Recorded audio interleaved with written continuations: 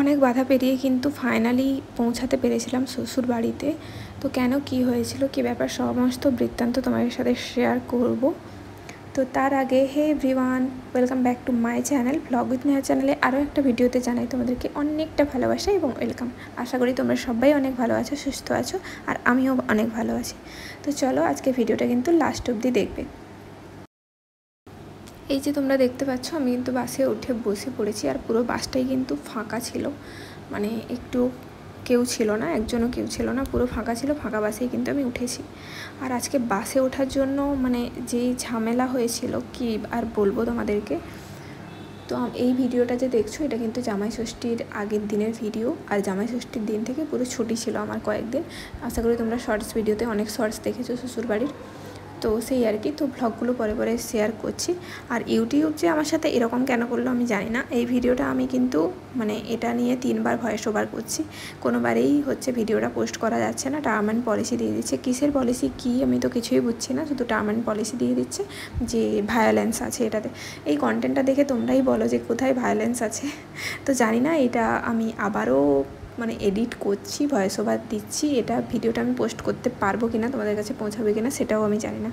তো যাই হোক, এই যে দেখতে পাচ্ছ আমি কিন্তু পৌঁছে গেছি শ্বশুর বাড়িতে। পুরো রাত্রিবেলা পৌঁছেছিলাম, মানে প্রায় 9টা বেজে গেছে। আর এই যে ফ্যানটা দেখছো এত আস্তে কেন ঘুরছে, তোমাদের দাদাভাই যখন বাড়িতে ছিল তখন কিন্তু ফ্যানটাকে ঠিক স্পিডটা কমিয়ে রেখেছে, তাকে এত ঠান্ডা লাগে। তো যাই হোক, আমার গরম লাগে আর ওর ঠান্ডা লাগে কেন জানি না। তো যাই হোক, এই যে দেখো এখন কিন্তু পুরো রাত হয়ে গেছে, আর রাত্রিবেলা এখন কিন্তু প্রায় 9টা বেজে গেছে, এখনও আমি খাওয়া দাওয়া করিনি। জাস্ট কিন্তু স্নান করে আমি এসছি, মানে স্নান করেছিলাম। পুরো এত গরম ছিল, প্রচণ্ড পরিমাণে গরম, আর বাসের মধ্যে এতটা পরিমাণে ভিড় ছিল জামাই ষষ্ঠীর জন্য তোমাদের কি বলবো। সেই জন্য আসাটা ভীষণ কষ্টকর ছিল, ভীষণই কষ্টকর।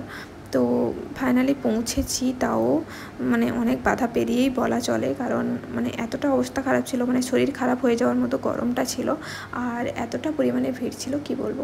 তো যাই হোক আর কি। আর দেখো এখন কিন্তু আমি এসে জামাকাপড়গুলো গোছাচ্ছি, জামাকাপড়গুলো গোছানো হয়ে গেলে কিন্তু চলে যাব খেতে। আজকে ভিডিওটা বেশি বড় হবে না, বুঝতেই পারছো দেখে। আর দেখো বৌদিভাই কিন্তু আজকে করেছে চিকেন রান্না। চিকেনটা টেস্টি হয়েছিল, বাট কালারটা কেন এরকম হয়েছিল আমি নিজেও জানি না। তো যাই হোক, এটা কিন্তু উনুনে রান্না করা চিকেন। আর এই যে দেখতে পাচ্ছ এনাকে, ইনি কিন্তু আজকে ঘুমাননি একটু, আমি এসছি বলে ওই জন্য এতক্ষণ জেগে আছে। প্রায় 10টা বাজে যখন আমি এই ভিডিওটা শ্যুট করেছি, তখনও কিন্তু ঘুমিয়েছে। অন্যান্য দিন কিন্তু একদম ঘুমিয়ে পড়ে, এতক্ষণ কিন্তু জেগে থাকে না। তো খাওয়া দাওয়া হয়ে গেছে, তাও উনি বসে আছেন।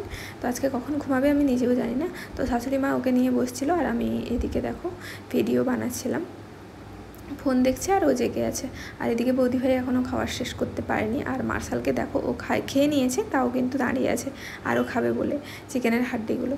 তো যাই হোক, আজকে ভিডিওটা কেমন লাগলো অবশ্যই কমেন্ট করে জানিও। তো দেখা হবে নেক্সট ভিডিওতে।